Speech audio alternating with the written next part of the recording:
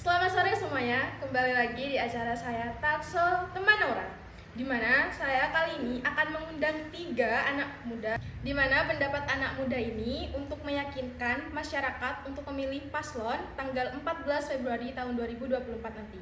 Langsung saja kita panggil 3 anak muda untuk menyampaikan pendapatnya mewakili para paslon untuk menuju Indonesia Emas 2045. Baik, sebelumnya kita akan memperkenalkan 3 anak muda yang sudah berada di hadapan saya ini. Sebelumnya, saya akan perkenalkan yaitu Mbak Nuri dari paslon nomor urut 1. Yang kedua, ada Mbak Sukma dengan paslon nomor urut 2. Dan yang ketiga, ada Mbak Betty, yaitu paslon dengan nomor urut 3. Selanjutnya disusul dengan Mbak Nuri dengan paslon nomor urut 1 untuk menyampaikan pendapat tentang program Capres. Menurut saya program dari Pak Anies yang akan memberikan pendidikan gratis itu sudah bagus, karena memang kebanyakan rakyat Indonesia, khususnya rakyat Indonesia bagian timur seperti NTT, Maluku, dan Papua itu memang memerlukan pendidikan, karena di sana daerahnya pelosok. Jadi kebanyakan anak-anak tuh putus sekolah dikarenakan terkendala biaya. Kami di sini membutuhkan pendidikan gratis, kesehatan gratis, bukan makan siang gratis, karena kebanyakan memang masih kurang dalam segi pendidikan, apalagi rakyat bagian timur itu tadi. Karena menurut survei tahun 2022 sekitar 59,88% rakyat Indonesia itu menamatkan pendidikan dasar. Kemudian sekitar 29,97% rakyat Indonesia menamatkan pendidikan menengah, dan hanya sekitar 10,15% rakyat Indonesia yang menamatkan pendidikan tinggi. Jadi menurut saya memang sangat perlu jika pendidikan ini digratiskan hingga kuliah alias pendidikan tinggi. Bukan tentang makan siang gratis ataupun internet gratis. Yang lebih ditonjolkan harusnya dalam segi pendidikannya terlebih dahulu. Selanjutnya disusul dengan paslon nomor urut 2 yaitu Mbak Sukma, dipersilakan. Baik, dari Mbak Nuri selaku tim dari Pak Amin menjelaskan bahwa pendidikan gratis itu perlu dan bukan tentang makan siang gratis. Seperti yang kita tahu, program pertama Pak Prabowo dari tahun 2019 itu mengadakan makan siang gratis. Tapi itu bukan hanya sekedar makan, Mbak. Makan dalam artian untuk peningkatan otak untuk bisa berpikir, dan juga Pak Prabowo memberikan makan gratisnya itu dengan gizi yang seimbang. Jadi dengan gizi yang seimbang, otak anak ini akan bekerja dengan lebih baik dan lebih cepat, sehingga pendidikannya juga bagus. Pendidikannya juga oke. Pak Prabowo juga mengadakan beasiswa untuk anak-anak ke luar negeri mempelajari. Ada juga Pak Prabowo membangun sebuah universitas pertahanan Republik Indonesia.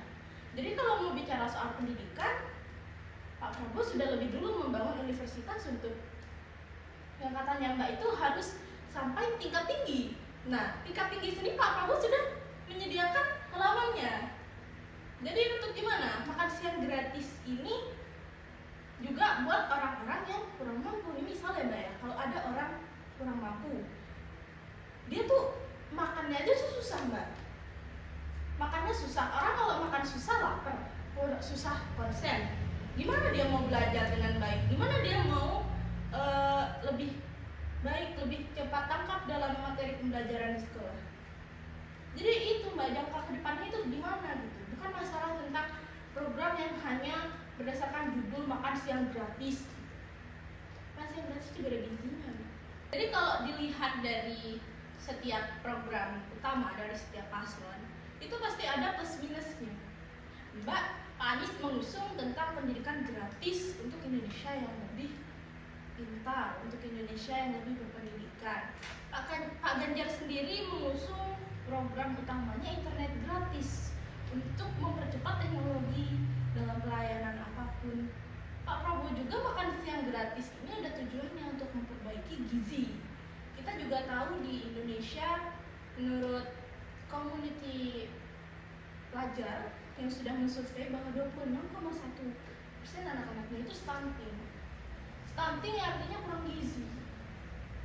Kan orang-orang yang kekurangan uang, kurang bisa untuk membeli makanan yang bergizi. Maka dari itu Pak Prabowo ingin membantu. Tapi gimana Mbak kalau misal bahan pangannya ini basi dalam perjalanan? Oke, jadi Pak Prabowo ini bukan mengirim bahan bakunya dari pusat, Mbak. Dia bakal mengirim dananya kepada setiap daerah, kepada setiap kepala desa, dan juga Pak Prabowo akan mensurvei orang-orang yang menurut Pak Prabowo layak untuk mendapatkan bantuan tersebut. Jadi bukan misal dari Jakarta kita kirimkan bahan-bahan seperti roti, susu, itu tentu aja akan mempengaruhi kualitas bahan pangan ketika sudah sampai di tempat. Sebentar, apa Mbak yakin kalau dananya itu tidak akan dikorup oleh pemerintah setempat? Nah, dari situ kita bisa lihat dari program-program Pak Prabowo yang lain tentang orang korupsi itu harus dihilangkan, orang korupsi itu harus dibunuh, atau orang korupsi itu harus ditindak. Jadi ini saling mengaitkan, Mbak, dari program satu ke program lain. Dan juga Pak Ganjar sendiri, saya yakin internet gratis akan menimbulkan dampak yang buruk. Juga Pak Amin juga begitu. Pendidikan kalau anaknya serius oke, kalau anaknya nggak serius gimana, Mbak? Banyak juga kok yang terpaksa putus sekolah padahal anaknya pintar. Nah, iya begitu. Nah, kalau misalnya nggak putus sekolah anaknya kurang, gimana, Mbak? Dipersilakan untuk paslon nomor 3 yaitu Mbak Betty untuk menyampaikan pendapatnya. Seperti yang kita tahu, program utama Pak Ganjar adalah internet gratis. Yang mana Kominfo sendiri menyurvei bahwa masih 55% pengguna internet di Indonesia, yang berarti tersisa 45% yaitu di pelosok yang masih belum terjangkau oleh internet. Maka dari itu, Pak Ganjar akan membuat program internet gratis supaya di pelosok itu tetap terjangkau oleh internet. Jadi semua informasi akan terhubung semuanya, karena kita tahu internet ini sangat berguna untuk akses pendidikan. Karena dengan adanya internet ini kita bisa searching untuk mencari banyak informasi yang belum kita ketahui. Karena jika hanya makan gratis, yang Pak Prabowo hanya mengirimkan uang untuk kepala desanya, bisa saja itu nanti dikorupsi. Terus misal desanya itu tidak ada internet, bagaimana? Apakah akan ditindaklanjuti jika tidak ada internet? Baik. Bicara tentang makan siang gratis lagi, korupsi lagi. Kalau bicara masalah korupsi, partai paling banyak yang korupsi itu justru yang mengusung pasangan dari nomor 1 dan nomor 3, dari PDIP dan Nasdem. Partai utama yang mengusung Bapak Anies Baswedan dan Bapak Ganjar Pranowo. Ya, kita lihat saja nanti ya, program makan siang gratis ini mungkin menurut saya selaku tim dari Pragi sangat dibutuhkan. Jika tadi Mbak Baiti mengatakan bahwa tidak ada layanan internet gratis, menurut saya jika digunakan oleh anak-anak yang belum seharusnya atau belum cukup umur, yang tidak mendapatkan gizi yang baik, justru akan menimbulkan masalah juga. Karena Indonesia ini masih dalam status negara berkembang. Jika anak ini masih terkontaminasi oleh internet yang tidak terkontrol, ya bisa saja nanti 2045 Indonesia masih saja negara berkembang, bukan Indonesia yang maju.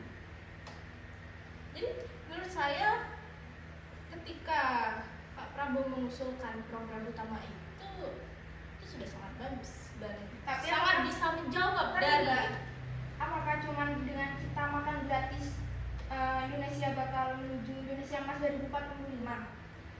kita tidak bisa menjamin itu, tapi kita punya target setidaknya gizi anak itu di Indonesia terpenuhi.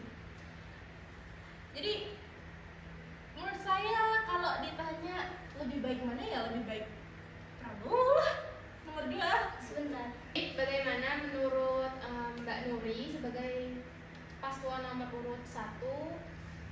Mbak Sukma paslon nomor urut 2 dan Mbak Baiti paslon nomor urut 3 mengenai hal yang sedang viral saat ini, yaitu katanya nih paslon nomor urut 1 itu menggunakan politik identitas dan paslon nomor urut 2 itu menggunakan politik dinasti, dan serta paslon nomor urut 3 yang menggunakan politik ikut mama.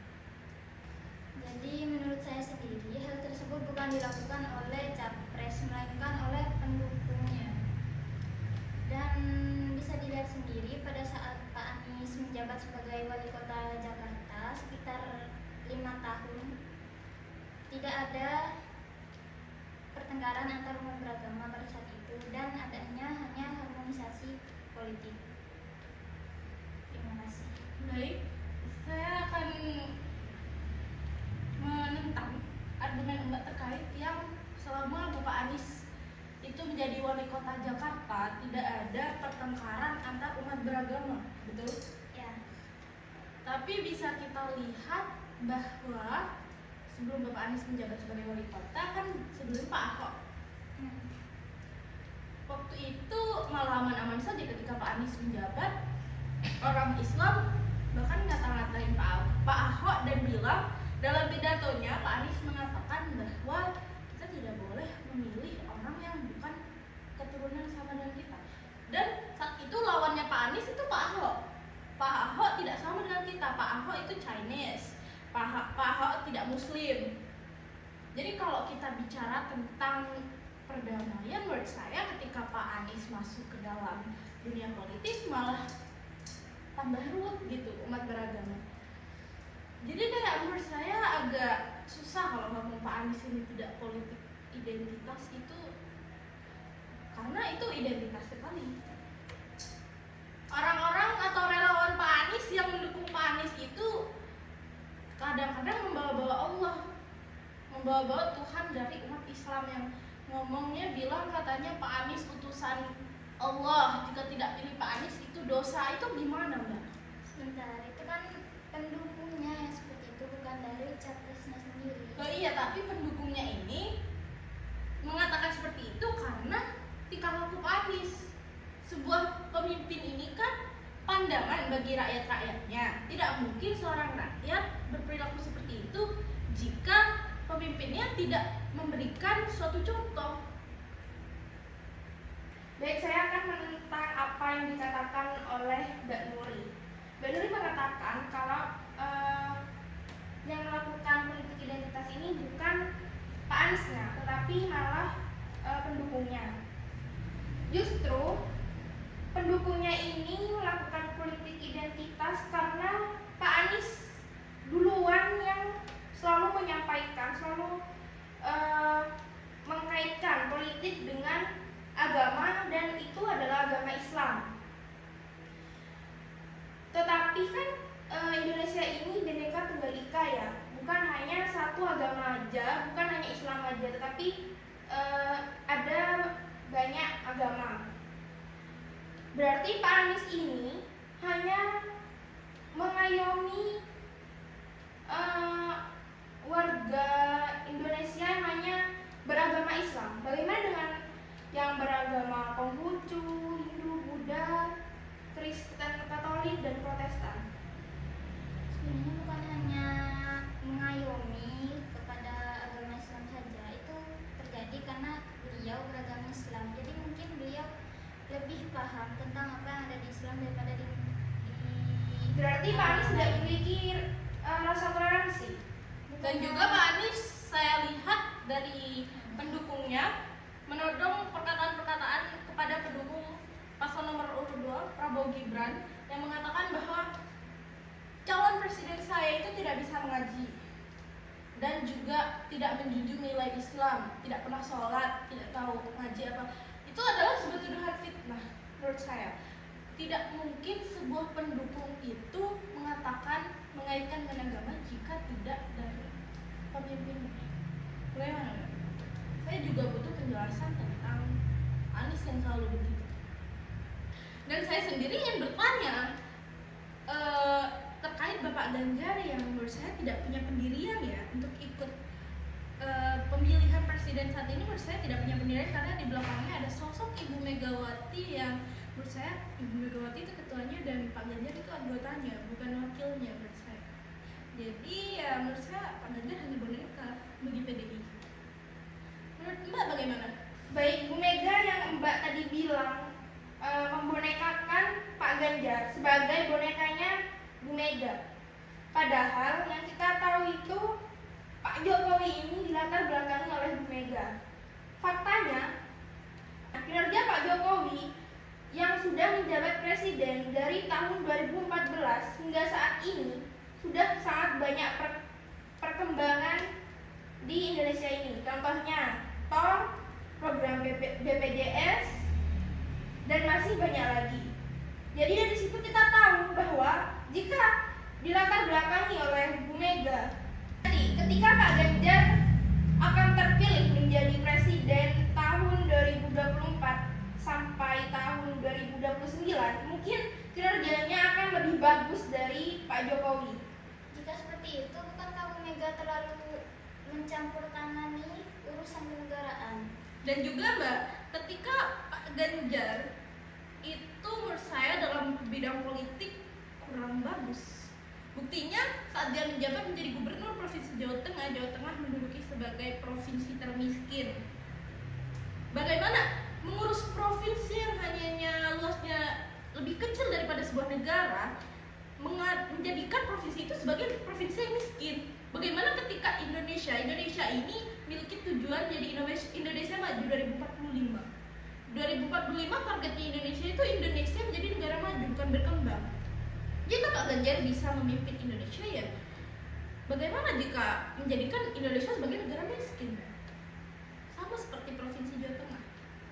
Nuri tadi mengatakan bahwa Bu Mega ini terlalu ikut campur. Apakah Bu Mega tidak ikut campur dalam kinerja Pak Jokowi? Karena yang kita tahu Bu Mega juga ikut campur dalam membangun sebuah bangsa yang dipimpin oleh Pak Jokowi. Terus jika ikut campurnya ini membuahkan hasil yang baik untuk negara, apakah itu salah? Terus juga tadi Mbak Sukma mengatakan kalau Pak Ganjar ini memimpin sebuah provinsi, yaitu Provinsi Jawa Tengah, dan menjadikan provinsi itu merupakan provinsi termiskin. Yang perlu Mbak ketahui, provinsi ini bukan hanya gubernur Mbak, tapi ada wali kota, bupati, dan kepala desa. Jadi bisa saja Pak Ganjar ini, karena faktanya Pak Ganjar ini sangat mengayomi masyarakat. Faktanya apa Mbak? Faktanya adalah Pak Ganjar ini selalu belusukan, dan Pak Ganjar ini tidak hanya sendirian belusukannya, tetapi bersama ibu gubernurnya juga. Belusukan yang bagaimana Mbak? Apakah benar-benar sampai ke survei masyarakat atau hanya sekedar mencari nama? Tadi Mbak mengatakan Pak Ganjar ini belusukan, benar-benar belusukan atau memang mencari nama? Mencari nama bagaimana Mbak? Karena Pak Ganjar ini belusukan sudah mulai dari dia menjadi gubernur, bukan pada waktu menjelang pemilu saja Mbak. Jadi udah dari awal menjadi gubernur, Pak Ganjar ini sudah belusukan bersama ibu gubernur. Baik, sekian gagasan dari 3 anak muda. Saya Naura Putri Fahria selaku moderator dari Teman Naura pamit undur diri. Terima kasih. Amin menuju perubahan.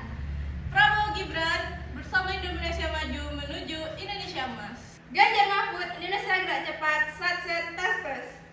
Salam Pemilu Damai 2024.